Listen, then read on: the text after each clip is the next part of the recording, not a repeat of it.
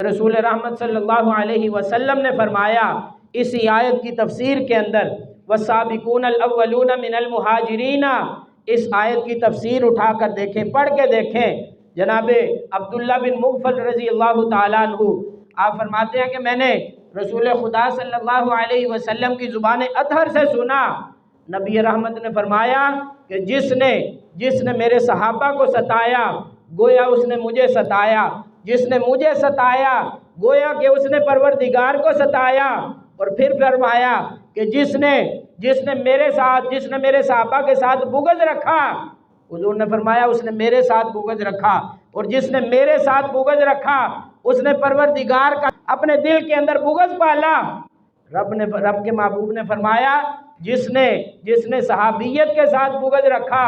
اس نے میرے ساتھ، اور جس نے میرے ساتھ اس نے میرے خدا کے ساتھ۔ اور پھر آخر میں فرمایا جس نے خدا کے ساتھ بغض کیا اللہ رب العزت نے اسے دوزخ کے اندر داخل کر دیا۔ یہ صحابیت والا مقام کوئی صحابہ کرام کو ایسے ویسے مل گیا، ایسا ویسا یہ مقام کوئی نہیں۔ یہ رب کائنات کے محبوب کو جو دیکھنے کا مقام ہے، اللہ رب العزت کے ساتھ جس نے بغض کیا، اللہ رب العزت کے ساتھ جس نے ایذا کی، آپ بتائیں کہ جو اللہ کو للکارے، جو اللہ کے ساتھ بغض کا اعلان کرے، جو اللہ کو للکارے، جو اللہ کے ساتھ جو ہے وہ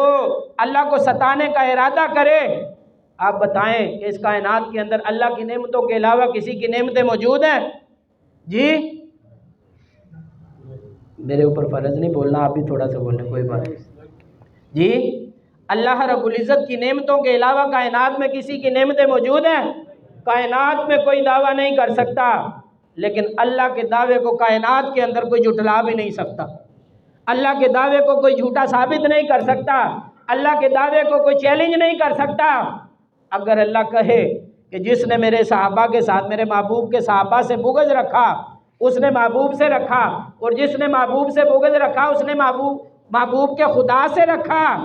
اور اگر اللہ کہے کہ جس نے میرے محبوب سے بغض رکھا میں اسے دوزخ میں داخل کروں گا، کوئی بندہ ہے جو چیلنج کرے کہ نہیں بھائی میں صحابیت سے بھی بغض رکھوں گا، میں اللہ کے رسول سے بھی بغض رکھوں گا، اور میں پھر بھی اللہ کی جنت کے اندر جا کے دکھاؤں گا؟ کائنات کے اندر ایسا کوئی نہیں، اور اس سے بڑا لعین بھی کوئی نہیں جو صحابہ کرام کو نعوذ باللہ من ذالک توہین امیز جو ہیں وہ جملے کسے۔